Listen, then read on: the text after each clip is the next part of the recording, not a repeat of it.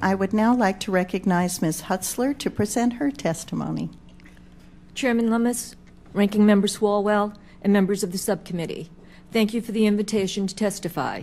The Institute for Energy Research is a nonprofit free market think tank that researches global energy trends. Today's hearing touches upon one of the nation's more important policy questions.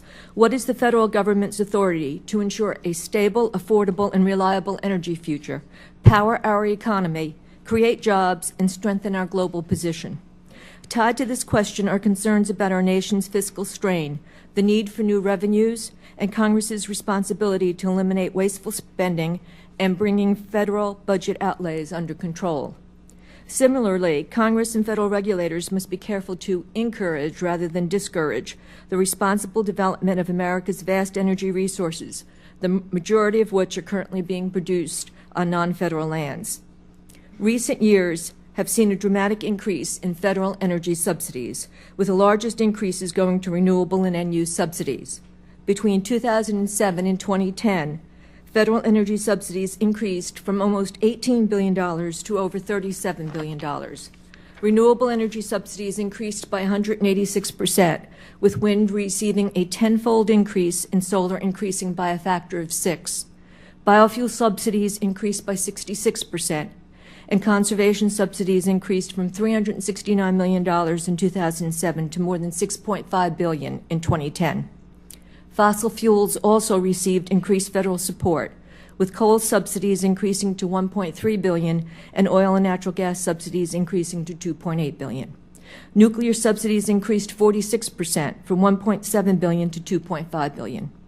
Clearly, Washington has been on a spending spree.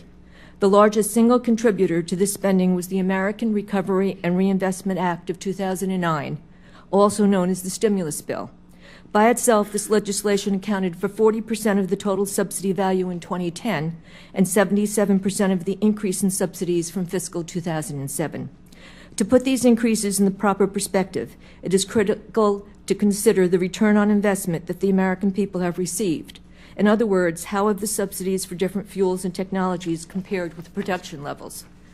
Fossil fuels received 19% of the subsidies in 2010, yet provided 77% of the production.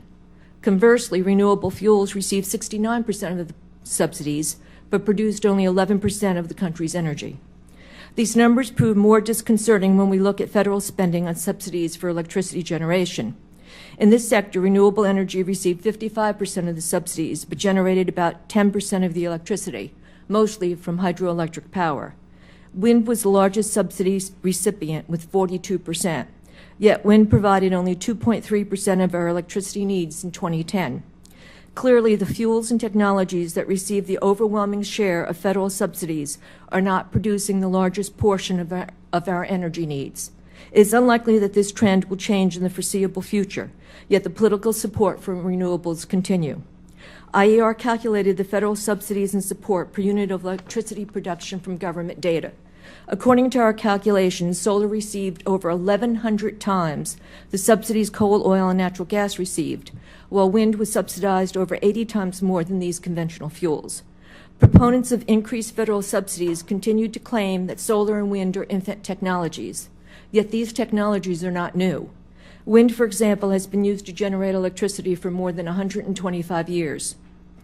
Proponents have also used job numbers to demand a continuation of subsidies for renewables, with the wind industry winning another year and more than $12 billion through expansion of the production tax credit. Simply put, the lion's share of taxpayer dollars are spent on less reliable energy sources that provide negligible benefit to consumers, present increased challenges for our electricity grid, and do little to diminish our reliance on baseload fuels, and fail to support the American jobs they purport to create. To date, over 50 firms receiving taxpayer dollars are either bankrupt or failing financially. Many of these companies had or currently have political connections in Washington.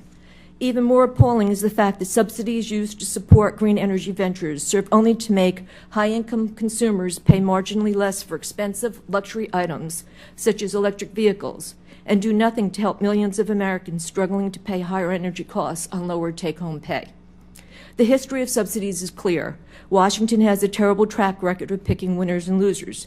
Subsidies take money from taxpayers, do not create the jobs that are claimed, and foster energy dependence on government by removing the market incentive for companies to make their technologies cost competitive.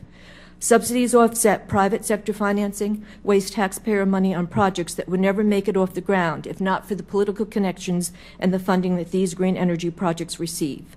If a technology is truly competitive, it would make it in the marketplace on its own without massive government support. Thank you for the opportunity to testify. Thank you, Ms. Hutzler.